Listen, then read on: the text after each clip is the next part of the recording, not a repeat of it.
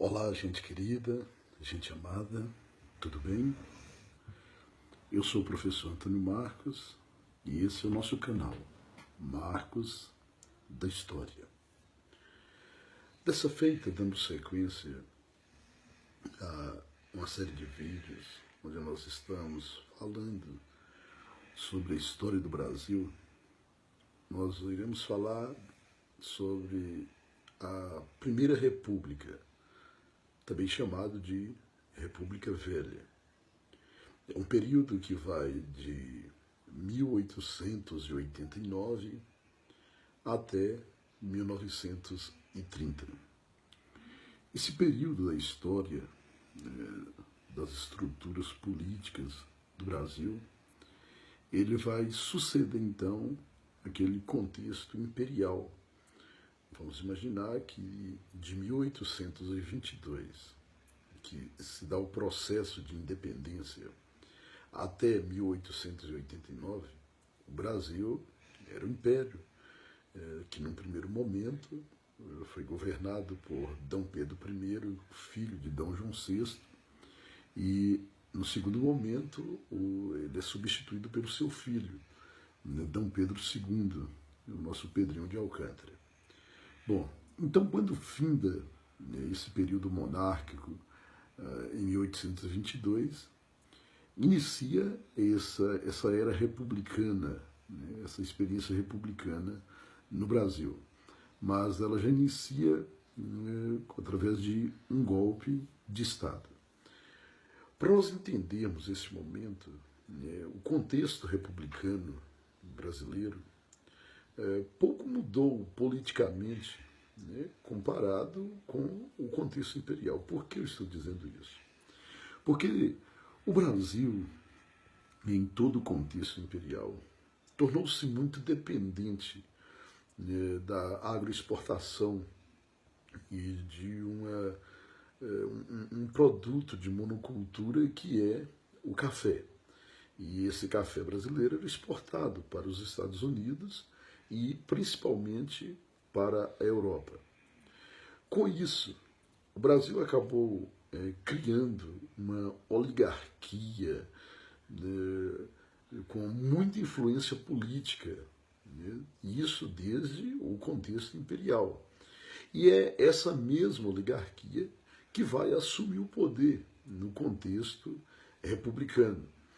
E vamos lembrar também que o Brasil vivia uma série de problemas sociais, lembrando que um ano antes, em 1888, o Brasil havia findado aquele processo de escravidão, onde a Lei Áurea foi assinada, e todos aqueles escravos que representavam a mão de obra nessa indústria do café, esses escravos são jogados ao Deus dará, e sem dar para eles nenhuma condição de manutenção, eles vão para a rua.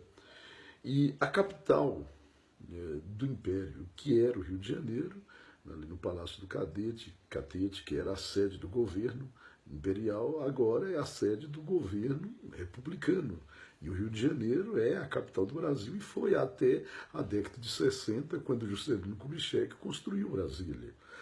Então, esses escravos começam a procurar uma forma de formar suas habitações. Aí eles sobem o morro e começa o processo de favelização no Rio de Janeiro. Então já era um problema social seríssimo, que o contexto republicano deveria viver, e com muito pouco interesse político para resolver essa demanda.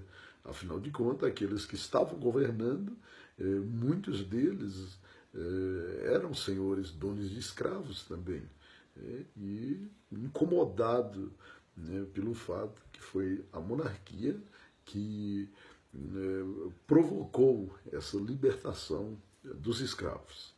Então, ali inicia uma dívida social histórica, que vai até os dias atuais. Pois bem, então, essa Primeira República, Ela inicia com dois generais, né? O primeiro dele é o Deodoro da Fonseca, e ele é seguido pelo Floriano Peixoto, né? Então, esse primeiro momento é chamado de a República da Espada, ou República dos Marechais, né? Onde o Deodoro da Fonseca governa de 1889 a 1894, né? E sucedido ele e o Floriano Peixoto. De 1894 a 1898, ascende ao poder um paulista, que é o Prudente de Moraes. Bom, é no governo de Prudente de Moraes que ele vai enfrentar, né, aquela revolta federalista lá no sul do Brasil, ali no Paraná e em Santa Catarina. E ele também vai pegar aquele período que foi a revolta de Canudos, no governo do Prudente de Moraes. De 1898 a 1902, um outro paulista, que é o Campos Salles. Campos Salles é aquele presidente que vai institucionalizar o Pacto Federativo, aquilo que foi chamado de a política dos governadores, que é a política dos estados, que é uma espécie de acordo político para manter aquele establishment do Estado Nacional. E é nesse contexto que insere um modelo político no Brasil chamado de política do café com leite, né, onde governantes de São Paulo, né, e de Minas Gerais, eles vão governar o Brasil num processo de sucessões constantes. Né? Café, por causa de São Paulo, que era o maior produtor de café, e leite, sendo Minas Gerais a maior bacia leiteira, né, daquele contexto. Ok. Em 1906, nós temos Afonso Pena, que é um mineiro, e ele vai morrer no exercício do poder. Assume, então, um outro paulista, que é o Rodrigues Alves. Né? Depois, um carioca, que é o Hermes da Fonseca, que é sobrinho do Marechal Deodoro da Fonseca. Ok, e ele vai governar até 1909. Depois vem o carioca Nilo Peçanha, que vai governar de 1909 a 1910. Bom, vamos lembrar que foi no governo de Hermes da Fonseca e de Nilo Peçanha que acontece aquela que ficou conhecida como Revolta da Chibata, de 1910. É uma revolta de marinheiros, liderado por um negro, né, chamado João Cândido. E nós iremos falar desse momento em um outro vídeo. Bom, lembrando que na República Velha, caso o presidente eleito viesse a morrer antes dos 2 anos de mandato, o vice assumiria, mas ele deveria convocar novas eleições, né? E não é como hoje, que o vice assume e vai até o fim do mandato. Naquele contexto, ele teria que convocar novas eleições e assim um outro era eleito. Ok. Então, uma vez eleito novo presidente, ele voltava à condição de vice. Ok. O governo de Hermes da Fonseca, ele vai até 1914. Vamos lembrar que em 1914 inicia a Primeira Guerra Mundial, que vai até 1918.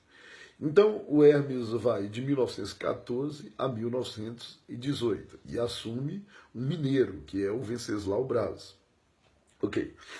E nesse caso, o governo que foi eleito, que é o Rodrigues Alves, ele nem chega a tomar posse, né? Ele vem morrer logo em 1918. Por isso, Venceslau Braz assume, né? E o Rodrigues Alves ele morre, né, da gripe espanhola, né? E o vice dele, o Delfim Moreira, assume e convoca novas eleições em 1919. Aí quando um mineiro, que é o Epitácio Pessoa, assume e governa até 1922. De 1922 a 1923, o Brasil é governado por um outro mineiro, que é o Arthur Bernardes. Né? E de 1926 a 1930, governou o último presidente da República Velha, que é o mineiro Washington Luiz. Bom, mas foi nesses desencontros entre paulistas e mineiros no processo sucessório, esse descuido, que um paulista é eleito, que é o Júlio Prestes. Né? E isso gerou um desagrado muito grande, né, por parte dos mineiros e também dos gaúchos. Quando Júlio Prestes é eleito, vêm tropas lá do sul, essas tropas do Rio Grande do Sul, elas se unem às tropas de Minas Gerais e eles vão impedir de que Júlio Prestes assuma o poder. E vai dar posse, então, o Getúlio Vargas vai assumir através de um golpe de Estado. E isso em 1930. E esse golpe de Estado que é conhecido como a Revolução de 30. E inicia a Era Vargas, onde virá o Estado Novo. Então esse termo, República Velha, é um termo criado pelo Getúlio Vargas como forma de denegrir, de desconsiderar, desvalorizar tudo que foi antes dele. Não é por menos que logo ele vai chamar o seu governo de Estado Novo e o que foi antes de República Velha. Ok? Te espero no próximo vídeo. Vai lá no nosso canal, deixe o seu like, se inscreva, deixe sua opinião, né? Qual é o assunto que você quer ouvir, que nós vamos gravar outros vídeos.